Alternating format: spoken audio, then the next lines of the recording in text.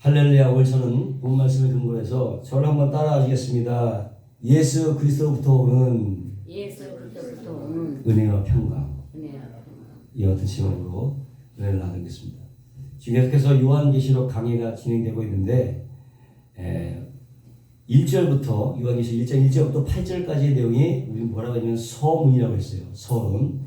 요한계시록의 서론이라고 했고 1절부터 3절까지의 내용이 이 요한계시록을 기록한 기록 목적과 이유에 대해서 설명하고 있고, 지금 장로님이 봉독해 주신 4절부터 8절 내용은 편지의 서문을 기록하고 있어요. 그 중에서도 우리가 오늘 다룰 이 부분은 바로 편지의 인사말에 해당하는 부분이에요. 편지의 인사말. 네. 자, 그러면 사도 요한이 이 요한계시록을 썼을 당시가 어땠느냐, 그때로 한번 돌아가 보는 거예요. 요한이 이 계시록을 썼던 당시는 어떤 분위기가 됩니까? 그때는 로마가 전 세계에 패권을 쥐고 있었을 때예요. 로마가 지배하던 그런 시대였어요. 그래서 뭐라고 그냥 팍스 로마나 그랬어요. 로마에 의한 평화. 로마에 의한 세계 평화를 외치고 있었다. 팍스 로마나. 근데 요즘은 어떻게 해요? 마치 그때를 못 따서 뭐라고 외치느냐, 미국 사람들이 팍스 아메리카나라고 외쳐요. 아메리카인 세계 지배, 이렇게 외치고 있는 것인데, 바로 그때 당시에 팍스 로마를 모방하고 있는 것이죠. 자, 그런데 그도 그럴 것이 이 팍스 로마나 이 로마의 제국주의적 이 이데올로기는 엄청난 매력이었다. 상당히 매력적인 거였어요. 한마디로 그들의 요구대로 황제 숭배만 해주면은, 황배만 숭상해주면은 더 없는 평화를 누릴 수가 있었어요. 왜? 로마에서 세계가 다 평정이 되었기 때문에 전쟁이 있을 수가 없잖아요. 황제 숭배만 잘하면 그냥 평화로운 삶을 살 수가 있는 거예요. 그러나 단 하나 예수를 믿지 않았다면 유대인들이 박해받을 이유가 없었어요. 예수만 안 믿었으면 전혀 핍박과 박해받을 예가 하나도 없어요. 그래서 과연 그것이 진정한 의미의 평화였을까라는 거죠. 진정한 의미의 평화였을까? 전 미국을 가보진 않았지만은 뉴올리언스나 그 라스베가스 같은 데 가면은 좀도둑이 하나 없대. 도둑이 하나도 없어요. 왜 그러냐면 거기에는 마피아가 지배하고 있기 때문에, 치안 감당하고 있기 때문에 좀도둑들이 발 디딜 틈이 없다는 거예요. 왜 그러냐? 생각해요. 라스베가스는 뭐예요? 거기에 도박장이 있잖아요. 많은 사람들이 와서 기분 좋게 놀고 돈도 많이 있고 가야 되기 때문에 좀도둑들이 기승을 부리면 어떻게 돼? 방해가 되잖아. 그러니까 이거를 치안을 누가 담당해서 마피아들이 자체 치안을 다 하고 있는 거예요. 그러면서 평화가 유지가 되는 거야. 근데 과연 그것이 진정한 의미의 평화냐 이거죠. 진정한 의미의 평화. 오히려 더 깊은 나락으로 빠져들게 만드는 거죠. 말은 평화지만 그렇지 않다는 거죠. 이렇게 팍스 로마나나 이 로마의 이데올로기적인 제국적 이데올로기는 주로 뭐예요?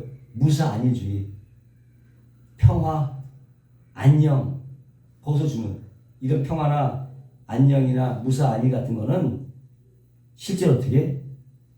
실제로 영적 생명력을 상실케 하는 사단의 공격이었다. 사단의 공격이었고, 그런 공격에 초대 사람들은 그냥 무방비로 노출되어 있는 상태예요. 예수를 믿는 것으로 말미암아 정말로 물리적으로 또 가해져 오는 여러 가지 가시적인 핍박에도 그냥 노출되어 있는 상태예요. 이렇게 양쪽으로부터 노출되어 있는 이 초대 신앙인들, 초대 교회 사람들에게 진정으로 무엇이 진짜 은혜냐, 무엇이 진짜 평안이냐 하는 물음을 던지고 있는 거예요. 뭐가 진짜 행복이고 뭐가 진짜 은혜고 뭐가 평강이냐, 그거를 확인시켜주고, 요한은 이 서문에서 그 이야기를 인사말에서 그 이야기를 신용하게 됩니다. 은혜와 평강이 너에게 있을지어다. 진정한 의미와 은혜와 평강이 가 있는 거냐. 그러니까 너희가 말하는 진정한 은혜의 평강은 전쟁도 없고 외부의 적도 없고 먹을 것 입을 것이 모자라지 않는 그런 편안한 상태가 아니라는 거죠. 그게 진정한 은혜의 평안이 아니다. 하나님과 원수가 되었던 이 죄인들이 하나님과 화해가 되어져서 이제는 하나님의 영원한 언약의 수혜자가 된 그것으로 말미암아 그 사실로 말미암아 야 우리가 가야 될 새하늘과 새 땅이 있구나 라고 하는 거기서부터 오는 그 평강과 만족감 그걸 얘기하고 있는 거예요. 철저하게 하늘로부터 내려오는 은혜와 평강을 말하는 거예요. 세상이 주는 평안을 말하는 게 아니에요. 그건 차원이라는 거예요. 하늘에서 내려오는 그 은혜, 하늘에서 내려오는 그 평안함, 평화 이것을 말하고 있는 거예요. 그런데 지금도 사탄이 그때 당시와 똑같은 방법으로 우리를 여전히 우리 그리스도를 공격하고 있다. 편안하게 하고 무사안일하게 하고 편안하고 안녕하고 이런 상태에서도 너가 왜 예수를 믿어야 돼? 너 편안하지 않냐? 먹을 거 없냐? 입을 거 없냐? 평안하지 않냐? 왜 굳이 예수를 믿으려고 하냐? 이렇게 얘기하는 거죠. 예수 없어도 얼마든지 잘 먹고 편안하게 살 수 있는데 뭐하러 굳이 핍박을 받아면서 가지 예수를 믿느냐? 이렇게 얘기하는 거예요.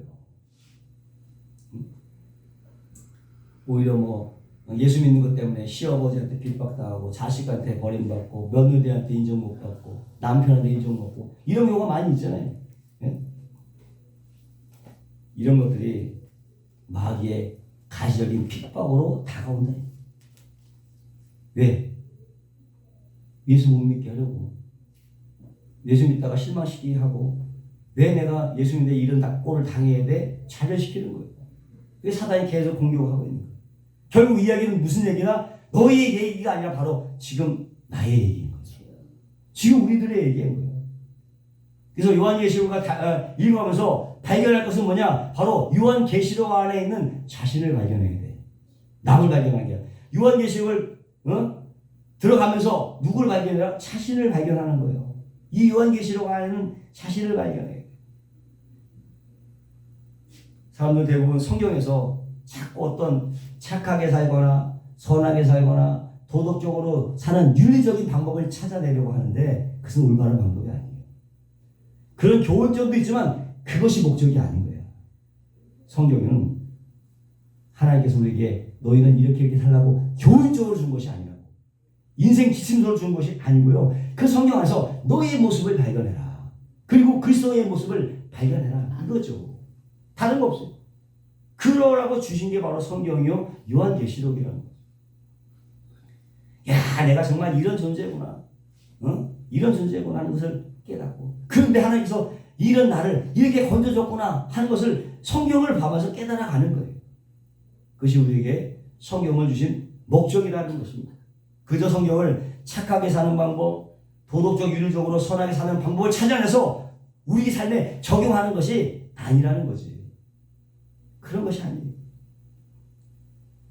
무엇보다 다시 한번 요한계시록을 또 설교하고 또 들어가시면서 여러분이 자기 자신을 발견하게 되시기를 주의 이름으로 축원합니다. 오늘 본문에 보니까 예수 그리스도로부터 오는 은혜와 평강. 첫 번째 뭐예요? 하나님 앞에 보좌 앞에 있는 이 일곱 영예로부터 오는 은혜와 평강. 하나님 아버지로부터 오는 어때요? 이제도 계시고 전에도 계셨고 앞으로 오시기로부터 오는 은혜와 평강. 성부 하나님의 평강이었죠. 전 시간에는 보좌 앞에 일곱 영으로부터 오는 은혜와 평강. 마지막 세 번째 지금 예수 그리스도로부터 오는 은혜와 평강 얘기를 하고 있는 거예요. 근데 보니까 예수 그리스도를 묘사하는 그 묘사 중에서 뭐가 세 가지로 우리 예수 그리스도를 묘사하고 있는데 첫 번째 그분은 어떤 분이다? 따라하겠습니다. 충성된 증인이시다. 충성된 증인이시다. 충성된 증인. 두 번째 죽은 자 가운데서 먼저 나신 자다. 죽은 자 가운데서 먼저 나신 자. 두 번째. 세 번째 그분은 땅의 임금들의 머리가 되신다. 뭡니까? 진정한 왕이라는 거예요. 예수 그리스도 앞에 수식어가 세 가지가 붙었는데 충성된 증인이었다. 죽은 자 가운데서 먼저 나신 자다. 세 번째, 땅의 임금들의 머리가 되신다. 이 세 가지가 붙었다. 자, 그런데 이 구절은요, 요한이 하나님께서 받아서 직접 적은 것이 아니라 시편에 있는 말을 그대로 인용해서 쓴 거예요. 시편 89편에 이렇게 나와 있습니다. 27절이니까 내가 저로, 시편 말씀입니다. 내가 저로 장자를 삼고, 장자를 삼는다. 장자를 삼는다는 말은 뭡니까? 맨 먼저 났다는 얘기예요. 장자니까 먼저 났잖아요. 장자를 삼고 세계 열왕의 읍등이 되게 하며, 지금 이 얘기가 어디 있어요? 시편 80편 27절에 있는 말씀이에요. 임금들의 머리가 되신다. 또 37절에 보니까 궁창의 확실한 증인, 여기 확실한 증인이 나왔어. 확실한 증인, 바로 뭡니까? 충성된 증인이다. 확실한 증인은 달같이 영원히 건국해 되리라 하셨도다. 사실 요한은 시편에 있는 이 구절을 들어서 예수 그리스도를 표현하고 있는 거예요. 응? 성령께서 영감을 주셔서 그 단어를 쓴 게 아니라 갖고 있던 시편에 있는 구절을 들어서 예수 그리스도를 표현하고 있는 거예요. 근데 이거를 누구도 알았어? 예수를 믿은 그때 초대교회 신자들도 다 구약 성경을 줄줄 외울 정도니까 시편에 있는 얘기를 알았다는 거야. 요한이 한 얘기를 저거 시편에 있는 말씀이구나를 딱 듣고 알았다는 거야. 그리고 그들 평강을 얻을 수 있었다는 거야. 왜 무슨 얘기를 했길래 그들이 그 얘기 갖고 은혜의 평강을 얻을 수가 있었을까? 보니까요. 시편 89편 19절로 20절에 이렇게 되어 있습니다. 제가 읽겠습니다. 주께서 이상 중에 주의 성도에게 말씀하시기를 내가 돕는 힘을 능력 있는 자에게 더하며 백성 중에서 택한 자를 높였으며 내가 내 종 다윗을 찾아 나의 거룩한 기름으로 부었도다. 내 손이 저와 함께하며 견고히 하고 내 팔이 그를 힘이 있게 하리로다. 원수가 저에게서 강탈치 못하며 악한 자가 저를 곤곡해 못하리로다. 내가 저희 앞에서 그의 궤적을 박멸하며 저를 하라는 자를 치려니와 나의 성실함과 인자함이 저와 함께하리니 내 이름을 위하여 그 뿔이 높아지리로다. 내가 또한 그 손을 바다 위에 세우며 오른손을 강들 위에 세우리니 저가 내게 부르기를 주는 나의 아버지시요 나의 하나님이시요 나의 구원의 바위시리로다. 이 구절 가지고 평안을 얻는데 이건 뭡니까? 다윗이 하나님부터 왕권을 받고 기름 부음을 받아서 왕이 되었잖아요. 그리고 그런 상태로 대적들을 물리치고 다시 일어나는 그런 장면이었어요. 누가 허락했던? 하나님께서 허락하셨기 때문에 그 얘기라. 이것은 요한이 지금도 자신들이 그렇게 오매분만 그리던 그 화려했던 그 다윗의 왕국처럼 예수 그리스도께서 오셔서 다윗에게 약속했던 그 영원한 날을 완성하셨고 다스리는 분이었다는 것을 우리에게 알려주고 확인시켜주고 강조하기 위해서 요한이 시편 89편에 있는 이 표를 이용해서 예수 그리스도를 표현한 거란 말이에요. 아멘? 이해가 되셨어요? 그렇다면 하나님께서 다윗에게 한 언약이 뭐냐? 다윗의 언약이 뭐냐? 사무엘하 10장 12절에 보니까 이렇게 나와 있습니다. 내 수완이 차서 내 조상들과 함께 잘 때에 내가 내 몸에서 날 자식을 내 뒤에 세워 그 나라를 견고케 하리라. 하나님께서 다윗에게 하신 말씀이야. 앞으로 솔로몬 얘기하는 거야. 응? 저는 내 이름을 위하여 집을 건축할 것이요. 솔로몬이 성전을 건축했잖아요. 나는 그 나라 위를 영원히 견고케 하리라. 솔로몬의 위를 영원히 건국케 하리라 약속했어. 나는 그 아비가 되고 그는 내 아들이 되니 저가 만일 죄를 보면 내가 사람의 막대기와 인생책적으로 징계하려니와 내가 네 앞에서 패한 사울에게서 내 은총을 빼앗은 것 같이 그에게 솔로몬에게서 빼앗지 않겠다는 거예요. 하나님께서 다윗에게 약속하는 거예요. 그리고 16절에 내 집과 내 나라가 내 앞에서 영원히 보존되고 내 위가 영원히 견고하리라 하셨다 하라. 하나님의 약속, 다윗에게 주신 약속. 솔로몬이 나오는데 걔가 성전을 지킬 것이고 그 위가 영원토록 견고하게 될 것이라고 하는 하나님께서 다윗에게 주신 언약이란 말이에요. 그죠? 1차적으로 이야기는 뭐냐? 누구에 관한 얘기입니까? 솔로몬에 관한 얘기인데 솔로몬이 성전 재건을 했잖아요. 근데 잘 보시면 13절 16절 이렇게 나와 있어요. 이 이야기는 이거는 솔로몬이 주신 약속이 아니라 예수 그리스도에 관한 메시지라는 것을 우리가 알 수가 있어요. 왜 그러냐면 그 나라 왕위가 영원히 경고케 된다는 거잖아요. 근데 실제 그랬어요? 솔로몬의 왕위가 영원히 경고케 되지 않았단 말이에요. 솔로몬이 죽은 이후로 북이스라엘과 남녀가 갈려갔고요. 완전히 폄하에 이르기, 완전히 파멸에 이뤘잖아. 영원히 경고하게 된 것이 아니란 말이에요. 예? 영원히 경고된 게 아니에요. 솔로몬의 아들 때 르호보암과 여호로보암이 나눠져 갖고, 예? 북이스라엘은 612년에 멸망당하고, 남유다는 580년에 바벨론에게 망하게 되고. 그러니 하나님의 말씀대로 그 솔로몬의 왕위가 경고게 된 말이 사실이 아니죠. 사실이 아니에요. 그렇지 않나? 그리고 어때? 그 이후로 2000년 동안 이스라엘 나라는 없었어요. 사라졌어. 디아스포라 떠돌아다니는 전국에 좋은 나라에 이스라엘 나라가 없었단 말이에요. 그러다가 1947년에 드디어 시온주의가 일어나서 45년에 이스라엘이 독립국으로 탄생해요. 2000년 동안 떠돌아다니는 거예요. 이스라엘 나라는 나라가 없었단 말이에요. 그러니 무슨 솔로몬이 그 나라가 영원히 지속이 됐겠어요. 이건 바로 뭘 의미하는 겁니까? 바로 참 성전이시고 참 왕이시고 메시아로 오셔서 승리할 영원한 하늘나라의 왕이 올라서 영원히 다스릴 누구를 표현한 거예요? 바로 메시아에 대한 언약이었다. 다윗의 언약은 그 아들 솔로몬에게 하는 직접적인 언약이 아니라 바로 메시아가 올 것이라고 하는 그 언약이었단 말이에요. 예수가 올 거라는 그 메시아의 언약이라고. 근데 그때 사람들은 이 얘기를 그렇게 안 듣고 어떻게? 그저 그 왕국이 이 땅에서 이루어질 것이라고 믿었던 거죠. 이 땅에서 이루어질 거라고. 지금도 그들은 다윗의 천년 왕국을 기다리고 있어. 이미 다 끝난 건데. 성경을 잘못 보고 있는 거잖아요. 결국 이 다윗의 언약은 메시아에 관한 언약이었다. 메시아에 관한 언약이었다. 마침 그 예수가 이 땅에 오셨고 킹덤 오브 갓 하나님의 나라는 완성이 되었고 지금도 하늘 보좌에서 지금도 다스리고 있는 거죠. 아멘? 아멘.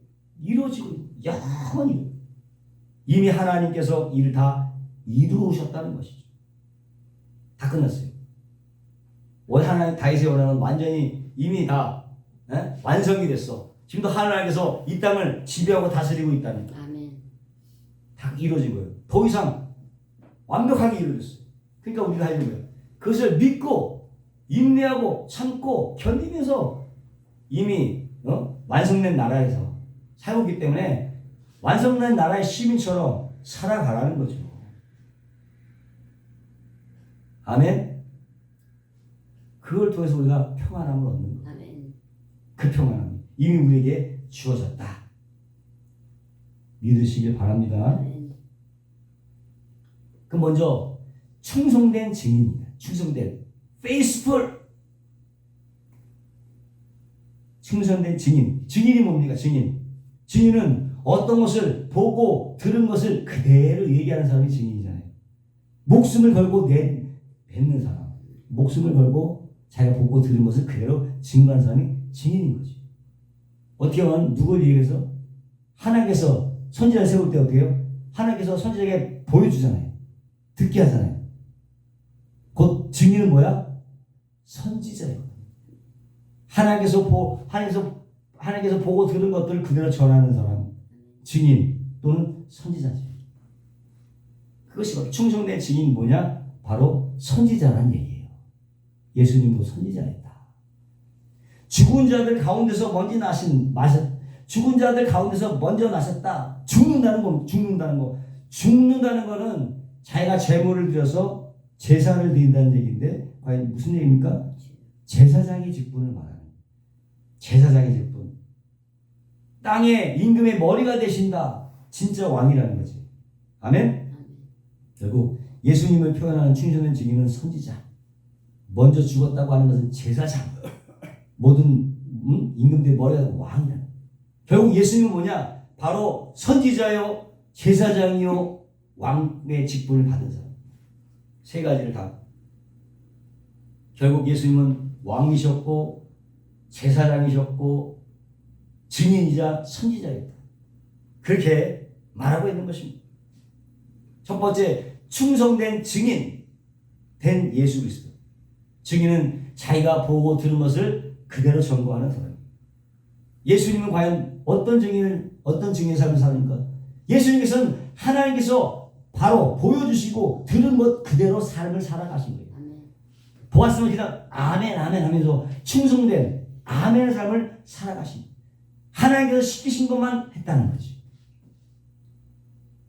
신명기 18장 17절하고 18절이니까 내가 그들의 형제 중에 너와 같은 선지자 하나를 그들을 위하여 일으키고 내 말을 그 입에 두더니 내가 그 입에 명하는 것을 그가 우리에게 다 고하리라. 이것은 바로 하나님께서 모세에게 하신 말씀인데 그 모세에게 선지자가 하나 셀 것이다. 그 선지자가 누굽니까? 바로 예수 그리스도를 말합니다. 모세에게 그런 선지자가 나중에 세워질 것인데 그 선지자가 누굽니까? 바로 예수 그리스도.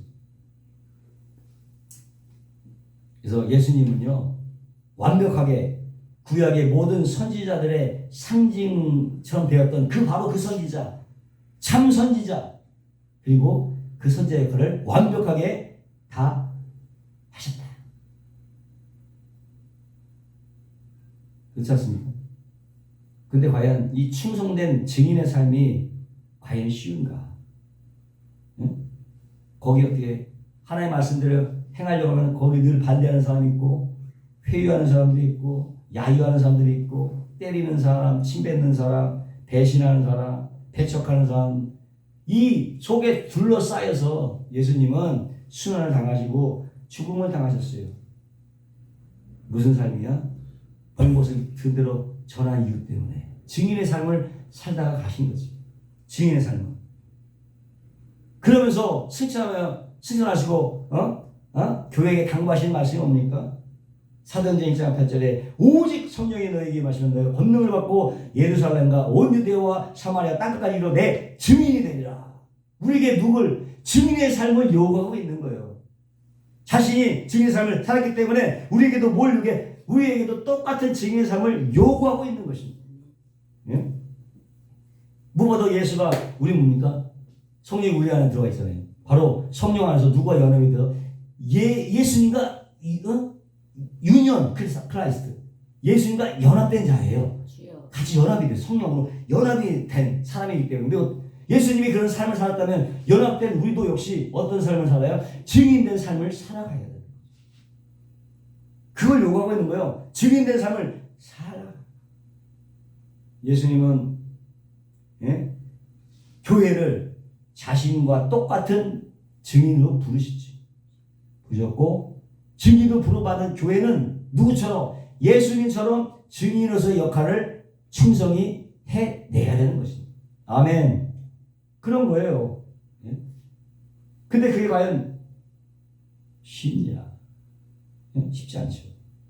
그래서 초대교회 사람들은요 그것을 지키려고 죽음까지 불사해야 하는 그런 삶을 살았죠. 현재 우리의 삶과 얼마나 비교가 안 돼. 우리 얼마나 편하게 예수님을 얼마나 편하게 모셔드리고 또 때에 따라서는 또 배신도 하고. 예수님 배신하고. 지금하고는 비교가 안 돼. 우리 신앙생활하고는 비교가 안 되는 삶이에요. 하나님은 당시 예수를 믿음으로 핍박을 받고 있었고 고난을 당하는 있던 교회들에게 뭐라고 합니까? 충성된 증인들아, 너희가 지금 당하고 있는 그 고난을 예수님이 다 이미 겪어갔다는 거예요. 혼란하지 말라. 당연한 거다. 예수님 또한 그런 삶을 살았으니까 너는 내가 제대로 가는 길이 맞나 이거? 뭐 잘못된 거 아니야? 그렇게 생각하지 말라는 거예요. 그런 것이 맞는 방향입니다. 예수 신앙생활하면서 고통이 없다, 핍박이 없다, 그건 오히려 이상한 거예요. 주여. 늘 만사형통이다. 그건 이상한 거야. 잘못된 길로 가는 지름길이야. 예수를 믿고 가려면 이런 일들은 당연한 거예요. 주여. 여러 가지 핍박을 당하고 어려움을 당하고 그게 맞는 길이라는 거죠. 당시 그리스도인들은 이런 것들이 두려웠어요. 두려웠을 거라고. 인간인데 그건 안 두려웠겠어요. 왜 예수를 믿는데 오히려 삶이 이렇게 고달프냐? 고난과 핍박이 이렇게 많으냐? 없는 고난과 핍박 당하는 거야. 예수 믿는 것 때문에. 그때 하나님께서 뭐랍니까? 너희들이 증인이기 때문에, 증인의 삶을 살아야 되기 때문에 그렇다고 하는 거예요. 그래서 너희 당연히 그 길을 갈 수밖에 없다는 거죠. 그래서 너희들의 삶에 나타난 그 고난과 핍박은 당연한 것이라고 그 이유를 설명하면서 힘을 내라. 응원하고 있는 거예요. 힘을 내라. 그래도 굳세게 일어서 걸어가라. 그 길이 맞는 길이기 때문에 이렇게 위로와 격려를 주시고 있는 거예요. 요한을 통해서. 민수기 11장 29절에 모세가 그에게 이르되 내가 나를 위하여 시기 하느냐? 여호와께서 그 신을 성령이죠. 그 모든 백성에게 주사 다 선지자 되게 하시기를 원하노라. 하나님이 광야에서 이스라엘 백성들에게 만나를 내려서 먹이셨잖아요. 그런데도 불구하고 이스라엘 사람들은 또 불평을 시작했어. 왜? 애굽에서 먹던 마늘과 고기와 부추가 생각이 난 거야. 고기 먹고 싶어서. 심지어는 각기 장막에서 펑펑 울었대. 너무 먹고 싶으니까 펑펑 울었어. 성경 그렇게 표현하고 있습니다. 얼마나 고기가 먹었으면 장막에서 그냥 펑펑 울었겠느냐. 얼마나 먹고 싶으면. 그러니까 하나님께서 그 모습을 보고 모세가 보니까 안 되겠어. 하나님께 오히려 불평하는 거예요. 하나님 내가 저 원수 새끼들을 내가 낳았습니까? 왜 나에게 불평하게 만드냐고.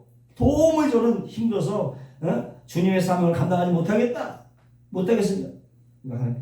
그러냐? 알았어. 내가 고기 먹여줄게. 하나님께서 고기 먹여줄게. 언제까지? 코에서 막 냄새가 날 때까지. 그래서 막 동풍에서 막 바람 불게 해갖고 매추가 다 그 진흙이 떨어져. 모세의 짐을 덜어주기 위해서 그래서 어떻게 해요? 혼자 못하겠다니까 70명이 장로를 세워라. 장로를 세워서 성막으로 데리고 들어갔을 때 뭐가 있네? 성령이 임했어요. 그러니까 이 장로들도 다 예언을 말하게 되는 거예요. 모세와 같이 된 거야. 다 모세와 같이 되니까. 근데 결국에 성령이 불을 받고 있을 때 저 멀리에서 멜닷과 엘닷이라고 하는 사람들도 성령이 임했네. 그래갖고 그들도 예언하니까 그걸 보고 소년이 쪼르르 와서 고자질하는 거예요. 야, 저 진중에 있는 사람들도 성령을 받고 있다고. 예언하고 있다고. 그러니까 여호수아가 그 옆에 그러니까 모세에게 그거 금하게 하라고. 금하게 하소서. 그때 모세가 한 말이에요. 왜 금하게 하냐? 하나님께서 하신 일을. 시기하지 마라. 그들이 성령 받고 예언하는 거 시기하지 마라. 여호와께서 그 신을 그 성령을 모든 백성에게 주사 다 선지자 되게 하시기를 원하노라. 아멘. 여기 우리도 포함돼요. 절대 과거 얘기가 아니에요. 바로 우리 얘기하신 말씀. 여기 우리도 선지처럼 포함이 돼요. 그런데 이 일이 사도행전 50년 남하게 성령이 임함으로써 그들이 모두 성령을 받고 다 선지자가 되게 합니다. 모세의 예언처럼 된 거예요. 우리 역시도 이 시대에 예수의 증인으로서 선지자의 부르심을 받은 것입니다. 아멘. 이것을 자각하셔야 돼요. 그냥 교회 다니고 신앙생활을 끝나는 것이 선지자로서의 부름을 받았다는 이거 중요해요. 충성된 증인으로서의 삶을 살아간 예수의 삶을 또한 우리도 살아가는 거예요. 아멘. 거기 뭐가 있다? 핍박도 당할 수 있다. 그러나 힘을 내라는 거예요. 이미 모든 것이 완성되었기 때문에. 그게 위로를 주고 있는 거예요. 그래서 우리가 증인의 삶을 살아갈 때 힘을, 원동력을 줄 수 있는 말씀이 되는 거예요. 아멘. 이것 때문에 우리가. 두 번째로는 그분이 죽으셨다가 죽은 자 가운데서 살아나셨다고 설명하고 있어요. 죽으셨다는 건 뭡니까? 예수님이 제사장일 뿐만 아니라 제사의 제물이 스스로 되신 거예요. 완전한 제사를 드렸다는 거예요. 죽으셨다. 히브리서 5장 8절 10절에 뭐라고 합니까? 그가 아들이시라도 받으신 고난으로 순종함을 배워서 온전하게 되었은즉 자기를 순종하는 모든 자에게 영원한 구원의 근원이 되게 하시고 하나님께서 멜기세덱의 반차를 쫓은 대제사장이라고 칭함을 받았느니라. 대제사장이면 그리고 20절로 그리고 앞서 가신 예수께서 멜기세덱의 반차를 쫓아 영원한 대제사장이 되어 우리를 위하여 들어가셨느니라. 대제사장에서 우리를 위해서 대신 성소에 지성소에 들어가셨습니다. 대제사장. 결국 뭡니까? 예수님은 그 당시에 대제사장이면서도 스스로 제물이 되십니다. 제물이 되셨어. 죽으셨고 또한 다시 살아나심으로 그 제사가 완벽한 제사라는 것. 하나님께 완전한 제사였다는 것을 확증하고 있습니다. 아멘. 당시에 제사를 드릴 때는 어때요? 그 제물에 흠이 있거나 제사 절차에 좀 문제가 있으면 그냥 대제사장이 죽어버려요. 조금만 넣으면 죽어버려요. 그러니까 예수님이 우리의 죄를 짊어지고 그냥 죽으신 거로 끝났으면은 구원 못 받지. 죽었으면 그냥 끝난 거잖아. 그러나 뭐요? 다시 살아나셨다. 이것이 중요한 거예요. 살아나셨다. 하나님께서 인정한 제사였다는 거죠. 네? 한 장의 완전한 제사. 하나님이 기뻐하시는 완전한 제사였다는 증거가 되는 거예요. 부활이라고 하는 것은 그래서 우리가 구원을 받게 된 것입니다. 아멘. 이미 다 과거의 사건. 때문에 그 이후로 더 이상의 동물이 죽지 않아. 더 이상 동물 제사는 없어. 예수님께서 죽은 자들 가운데서 먼저 나셨다. 먼저 나셨다. 먼저 나셨다. 장남이라는 얘기지. 먼저 나셨다는 것은 장남이라는 얘기. 예? 또 먼저가 나셨다가 있는 것은 그 밑에 줄줄이 낳을 사람이 있다는 거야. 동생들이 있다는 거야. 장남 이후로 줄줄이 낳은 사람이 있어. 응? 이렇게 예수님은 맏아들이면서도 장자인 그에게 뭐가 있다? 예수님의 동생들이 있는 거예요. 네? 그게 누굽니까? 바로 우리지. 바로 우리예요. 예수님은 장자십니다. 로마서 8장 29절에 하나님이 미리 아신 자들로 또한 그 아들의 형상을 본받게 하기 위하여 미리 정하셨으니 이는 그로 많은 형제 중에 맏아들이 되게 하려 하심이니라. 또 맏아들을 이끌어 이 땅에 이 세상에 들어오게 하실 때에 뭘로 와요? 맏아들로 이 세상에 오시는 거예요. 맏아들로 이 세상에 오시고 하나님 모든 천사가 저에게 경배할지어다 말씀하십니다. 맏아들로 이 땅에 오시는 거예요. 이 세상에. 그리고 그 살아나면서 맏아들이 되신 거죠. 이 장자의 개념은 어떤 개념? 장자는 어떤 거예요? 6월절 날에 애굽에 있는 모든 장자들이 죽었잖아요. 10가지 재앙 때에 죽음의 천사가 애굽을 휩쓸 때에 애굽에 있는 좌우 인방과 문설주에 어린 양의 피를 바르지 않은 모든 집안의 장자는 다 죽임을 당했어요. 그러나 피를 문설주와 그 인방에 피를 바른 그 집의 장자들은 다 살아났단 말이에요. 장자는 뭘 말하느냐? 장자는 바로 남자를 대표하는 거예요. 장자는 남자를 대표하는 거예요. 왜 남자는? 그래서 인구수를 셀 때 남자들 수만 세요. 남자들 수만 항상 센다 말이에요. 남자가 잘나서 센 것이 아니라 성인 남자를 세면요 그 식구들이 대충 짐작이 돼. 한 남자 하나에 몇 명이 딸려 있으니까 그래서 남자를 센 거라고. 남자가 잘나서 센 것이 아니라 남자를 세면은 전체 수를 파악할 수 있으니까. 즉 남자는 가족의 대표이단 말이에요. 가족의 대표. 다시 말하면 정혁이요. 장자는 남자의 대표고 남자는 가족의 대표야. 다시. 장자는 남자의 대표고 남자는 가족의 대표면 결국 뭡니까? 이 장자는 뭡니까? 전체를 대표하는 장자예요. 이스라엘 전체를 대표하는 장자라고 하는 것이죠. 그러니까 맏아들로서 장자신 예수 그리스도가 바로 우리 전체를 대표해서 고난을 당해 주셨고 완전히 죄를 이기셨고 승리하셨다. 그것이 바로 먼저 나셨다는 의미예요. 이것이 우리에게 어떻게 기쁨을 주고 평안을 주고 아멘. 그 사실이 이렇게 예수님은 그렇게 마다리 되시고 우리는 뭐가 돼요? 양자가 되는 거야. 실제로 친자식이 아니라 양자, 양아들 있잖아. 우리는 하나님의 양아들이 된 거예요. 근데 양자는 어떻게 돼? 아버지의 모든 것을 기업으로 받을 수 있는 양자는 물려받는 거야. 기업의 권세를 누리는 존재야. 우리는 응? 우리가 생각하는 양자하고는 약간 틀리는데 하나님은 우리를 양자로서 누구와 동일시하고 있는 거예요? 예수님과 동등한 수준으로 대접해 주는 거예요. 아멘. 우리 하지 않았는데 예수님과 동일한 수준으로 대접해 줘요. 로마서 8장 10절에 자녀이면 후사 곧 하나님의 후사. 후사는 뭡니까? 상속자라는 거예요. 상속자. 그리스도와 함께한 후사다. 공동 상속자가 되는 거야. 예수님께 들어간 모든 기업을 우리 또한 공동으로 상속을 받는. 아멘. 그런 게 우리의 신분이란 말이에요. 그러니까 너희가 무서워하는 종의 영을 받지 않냐고 양자의 영을 받았으므로 아바 아버지라고 부르신 양자의 영을 받았어요. 양자의 영. 그 기쁘신 뜻대로 우리를 예정하사 예수 그리스도 말미암아 자기 아들들이 되게 하셨다. 우리 역시도 하나님의 자녀들이 되었다. 우리의 대표 되신 마다들은 어떻게 죽었다가 살아나 영광스러운 부활의 몸을 입고 지금 하나님의 보좌 우편에 앉아 계십니다. 앉혀져 계십니다. 이미 과거야. 앞으로 있을 건 이미 과거야. 시제는. 그럼 우리의 대표가 이미 그 길을 가서 그렇게 이미 앉아 있어. 우리 대표가. 우리의 신분은 너무나 확실하고 우리의 갈 길은 너무나 확실하게 결정이 돼. 이것은 내 선택이 아니라 운명적인 결정이에요. 선택할 수 있는 게 아니에요.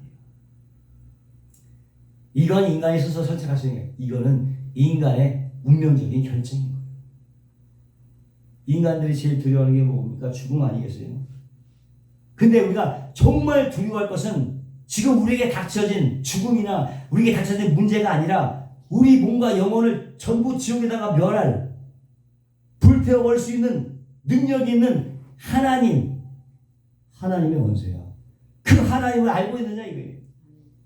그것이 정말 우리는 두려워해야 될 것이야. 내가 정말 하나님을 알고 있느냐. 그것이 더 중요한 거라고. 때문에 모든 인간은 이 땅에 사는 모든 인간은 이미 숙명을 타고난 존재. 숙명을 타고났다. 그 숙명이 뭐냐? 하나님을 바로 알아가는 거예요. 바로 아는 것이고 그 아는 지식에서 이 땅에서 점점 자라가는 것 이것이 인간의 숙명이에요. 그것이 인생의 목표야. 역사적 중흥의 사명을 띠고 이 땅에 태어난 것이 아니고 우리는 바로 이 사명을 가지고 태어난 거예요. 모든 인간들은 결국 하나님을 아는 것이 지혜요, 명철이요, 힘이요, 행복입니다. 아멘. 근데 그 예수님은 살아나셨을 뿐만 아니라 땅의 임금들의 머리가 되셨다네. 머리가 되셨다. 시편 89편 20절에 내가 또 저로 장자를 삼고 세계 열왕의 으뜸이 되게 하며 세계 열왕의 으뜸이 된다. 모든 왕들의 왕이라는 거예요. 킹 오브 킹. 진짜 왕이라는 거죠. 스가랴서 9장 9절에 시온에 따라 크게 기뻐할지어다 예루살렘에 따라 즐거이 부를지어다 보라 내 왕이 내게 임하나니 그는 공의로우시며 구원을 베풀며 겸손하여서 나귀를 타나니 나귀의 작은 것 곧 나귀 새끼니라. 왕인 그분이 새끼 나귀를 타고 다녔었어. 그렇지만 그분은 진정한 왕이에요. 비록 새끼 나귀를 타셨지만 그분은 진정한 왕이었다. 응? 이런 거지. 전 세계 대통령이 뭐 그랜저, 뭐 로슬로이드, 벤츠 이런 걸 타고 딱 왔는데 진정한 세계 대통령 중에 대통령은 뭘 타고 와? 티코 타고 오는 거야. 그거와 똑같아. 하지만 티코 탔지만은 세계의 대통령, 세계의 진정한 왕. 아멘. 그런 분이시죠. 티코 타고 오시는 세계의 대통령. 그게 바로 예수님이에요. 어쨌든 스가랴에서 이미 왕으로 오신 예수님이 예언되어 있습니다. 당시 초대 사람들은요 로마 황제의 그 막강한 건세 앞에서 벌벌벌벌 떠고 있어요. 왜? 믿음 막 죽여버리니까. 응? 그렇잖아요. 그러나 사도 요한은 진짜 왕은 너희 영혼을 다스리는 예수 그리스도다. 그것을 증명하고 천명하고 있는 것입니다. 세상 왕들은요 기껏해야 우리의 이 목숨을 빼앗아가는 것에 불과하지. 그러나 하나님은 어떻게 해요? 목숨뿐만 아니라 영혼까지도 지옥에 넣어서 멸하실 분이라. 누가 우리가 정말 진정으로 두려워할 사람이 바로 누구겠어요? 과연 누구를 두려워하냐? 예수님이 직접 하신 말씀입니다. 이것은 몸은 죽여도 영혼은 능히 죽이지 못하는 자들, 세상 사람들, 세상 왕들, 그들을 두려워하지 말고 몸과 영혼을 지옥에 멸하실 자를 두려워하라. 하나님을 두려워하라. 세상 사람들 두려워하지 말고 세상 왕들 두려워하지 말고 누굴 두려워하라? 하나님을. 하나님을 두려워. 예수님이 진짜 왕이신 것입니다. 육신의 몸으로도 진짜 왕인. 육신을 입은 몸으로서도 진짜 왕이었어요. 아니 그러니까 목수의 아들 나사렛에서 그 나사렛 목수의 아들이 무슨 왕이 되겠느냐 그렇게 따져 물었잖아요. 근데 그것을 성경이 증명했어요. 왜 왕일 수밖에 없느냐. 나사렛에서 뭐 선한 것이 있겠느냐고 누구나 조롱했던 그 당시 유대인에게 예수가 진짜 왕이라는 것을 보여주고 있다고 성경이. 어떻게 두 가지 족보가 나오잖아요. 마태복음의 족보가 나오고 누가복음의 족보가 나와요. 두 가지가 나오는데 이걸 통해서 진정한 예수 그리스도가 왕이라는 걸 보여주고 있었던 거예요. 마태복음의 족보는 누구부터 아브라함, 다윗, 솔로몬 쭉쭉 내려서 누구까지가 요셉으로 내려오는 혈통이라.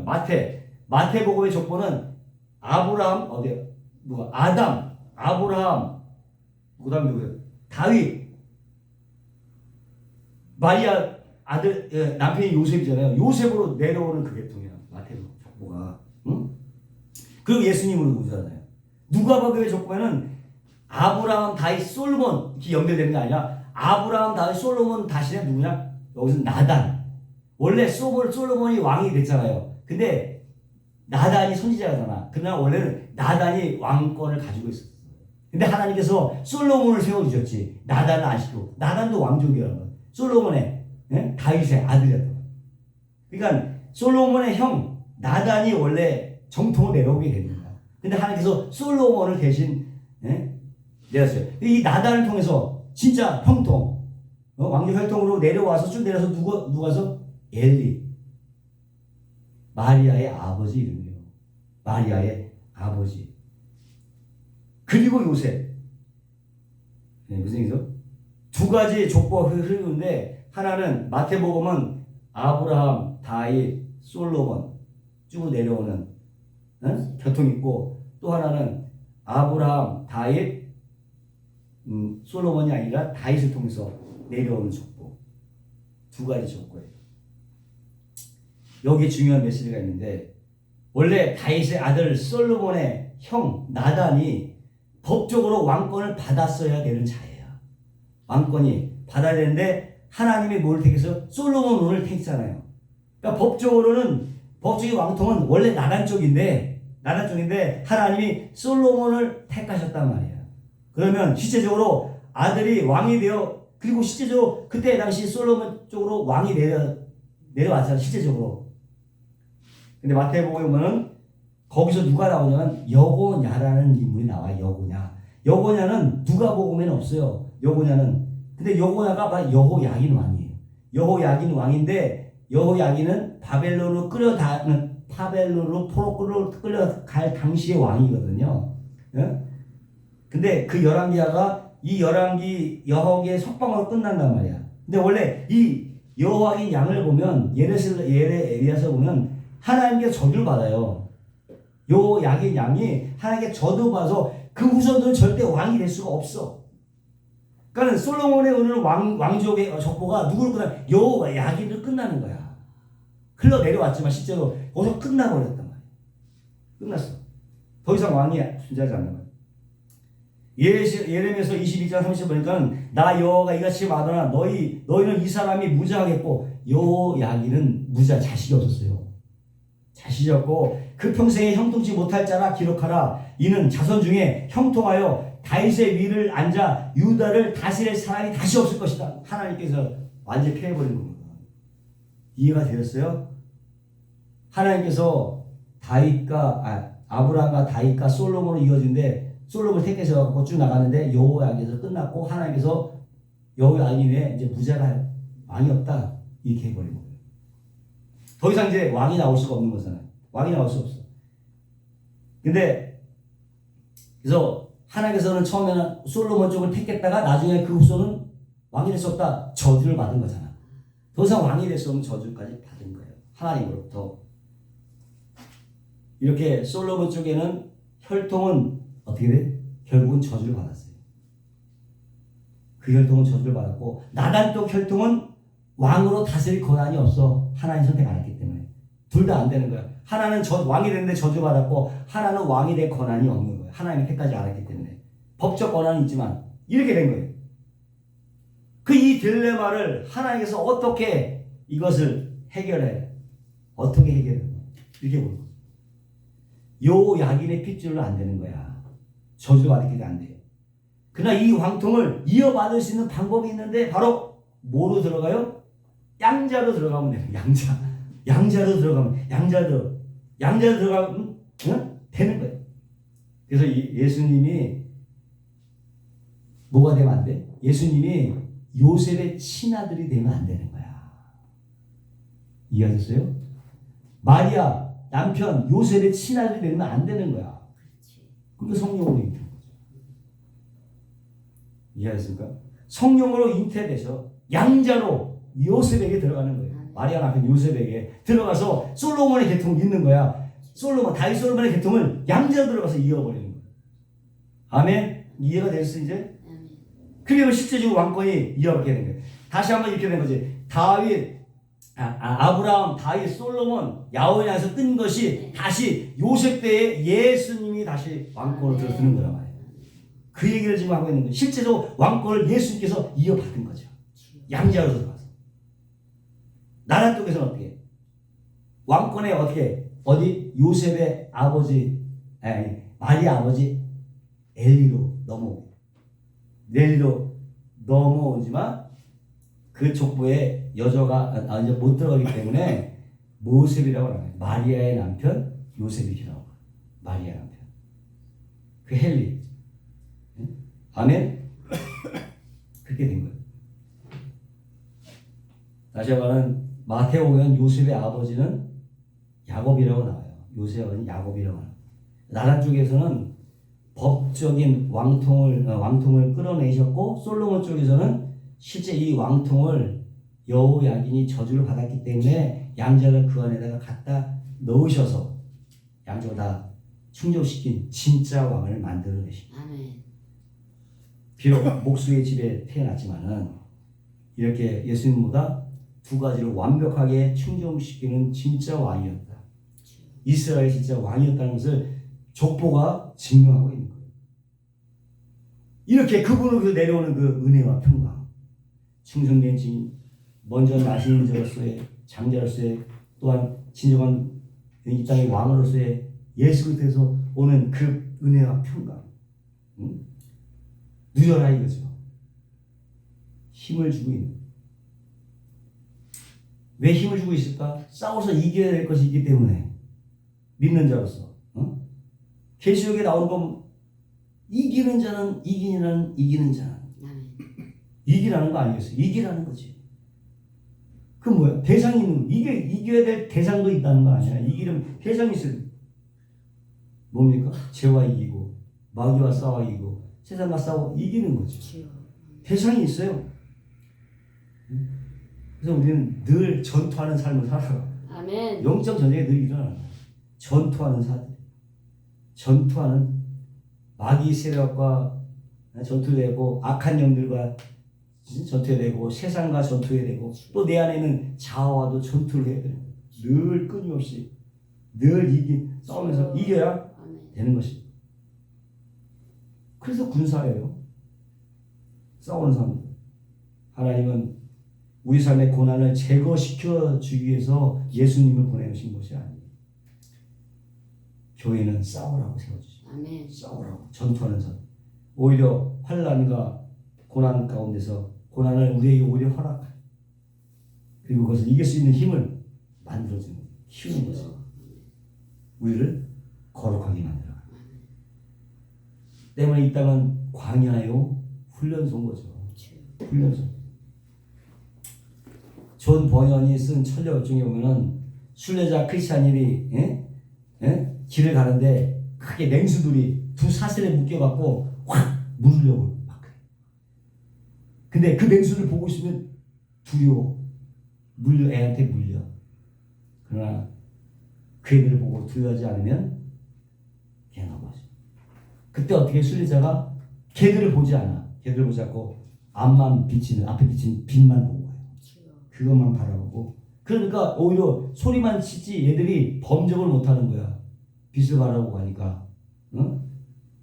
마귀가 암만 소리쳐도 빛만 보고 가면 전혀 꼼짝 못하는 거예요. 아멘? 근데 문제를 바라보면 막 물어뜯기지 마. 문제만 바라보. 그러니까 몸이 중요한 거예요. 이 모여서 한 번이라도 이렇게 모여서 기도하는 거 다시 위로받고 다시 또 세상에 나서 이길 힘을 이곳에서 바로 부여받는 거죠. 아멘. 그것이 바로 그리스도인의 삶이라고 하는 거예요. 아멘. 참 감사한 것은 하나님께서 일주일에 한 번씩 우리에게 이런 교류할 수 있는 이 자리를 마련해준 게 얼마나 축복이죠. 아멘. 우리는 이제 개아시 눈에 보였던 그 불발과 불병거를 볼 수 있대요. 주여. 아멘. 우리 이렇게 아무것도 없는 그 뒤에는 엄청난 천군 천사가 진을 치고 아멘. 우리를 보호하고 있고 밀어주고 있다는 이 의식을 가지고. 주여. 아멘. 어떤 곳으로 무대가 1000만 명이 되는 관광에서도 두려워하지 말 것은 내 뒤에 그보다 더 엄청난 숫자와 그 천군이 나를 다 버티고 있습니다. 아멘. 태중은 뭐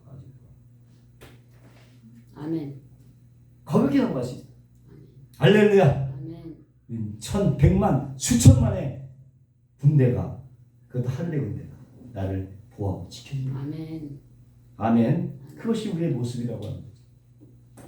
그래야 우리가 영적 전쟁에 승리할 수 있고 주여. 예수 그리스도로 온 그 은혜와 평강 속에 살아갈 수 있는 것입니다. 아멘.